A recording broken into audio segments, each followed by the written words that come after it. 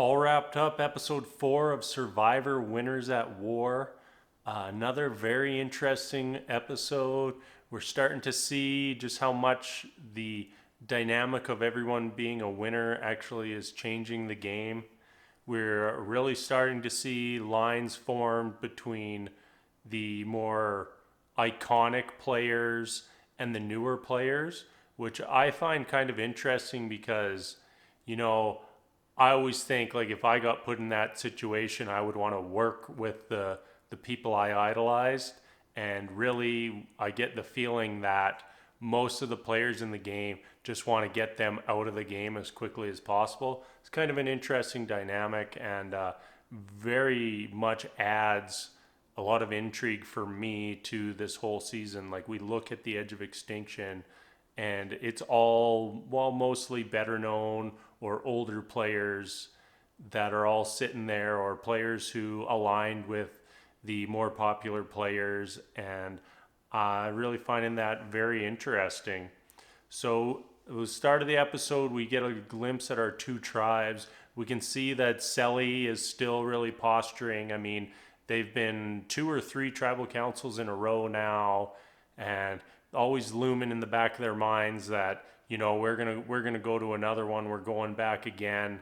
So everyone is playing their games, and the gameplay just doesn't really stop. The central focus of that gameplay is Adam right now.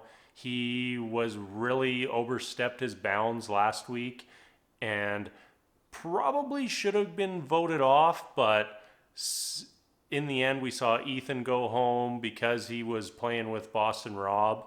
So once again, the old iconic players being targeted and maybe not voted out, but having their allies voted out to at least weaken them. And Adam is kind of kissing everybody's ass, playing the game, being the good soldier, and we see Rob like just immediately just be like, you know what, I'm just going to throw him under the bus. I think that would have had more impact if we had seen Sele go back to tribal, but we didn't. Dakal was our big losers today, and Dakal, they're just like a big happy family. The only person who's really on edge over there is Tyson, just because he feels like his days are numbered. But yeah, so Edge of Extinction, they had another challenge, another victory for Natalie. I think that puts her at 4 fire tokens now. The members had to go and get firewood, and the first one to complete their 20 pieces of firewood got the fire token, but also everyone on Edge of Extinction needed to complete the challenge or be eliminated from the competition. And not very far into the challenge, Ethan collapses. The medical team comes out. They're checking on him, force him to rest for a while, get his heart rate and his blood pressure back in check. And he finally powers through at the end. And it was kind of a cool moment when all the other players on Edge of Extinction go with Ethan on his final run for his final piece of wood. It was kind of felt like a moment where it was like, hey, we're in this together. And you know what? They're starting to seem like the best tribe on the island, even though they're not even a tribe and they're on a different island. So then we had our immunity challenge. This one seemed like it was not going Sele's way. They were way behind. It got to a point in the competition and they basically needed to jump off a plank and grab a key in midair.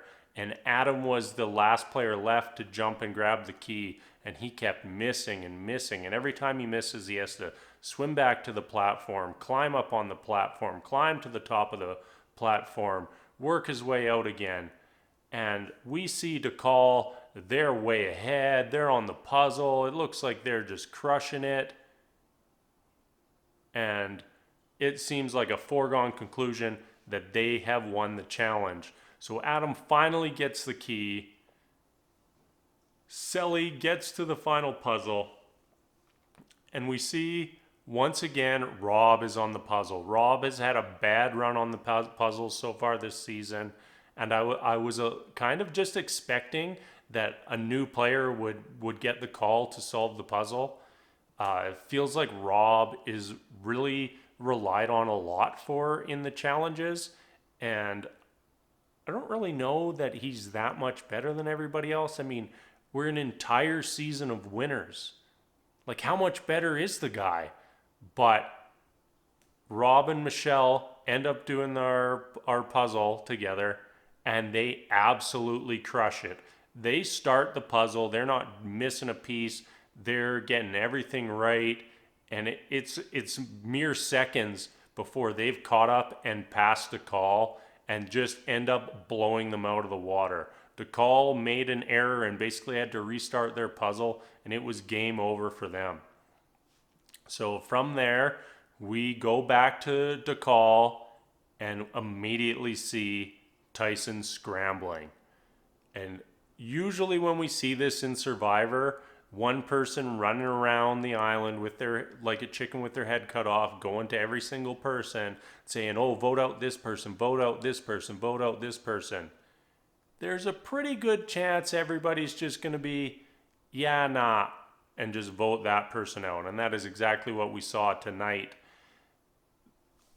I was a little frustrated watching this because near the end of the time that we saw Dakal together, we see Tyson go to Tony and basically say, you know, like, if I get voted out, who like who's going to go next? He said it's going to be you or it's going to be Sandra. And there's a lot of validity to this, especially with what we've seen go on this season. And I was very surprised that what he was saying didn't resonate more with the other players in his tribe.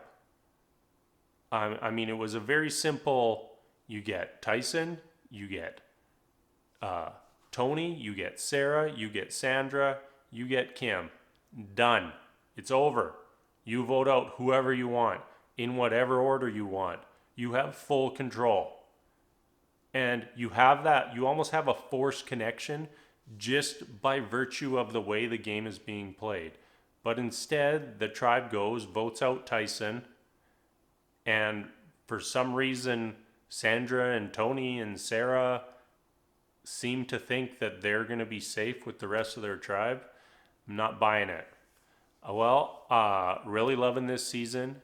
Can't wait for more next week, and hope you enjoyed, and thank you for watching.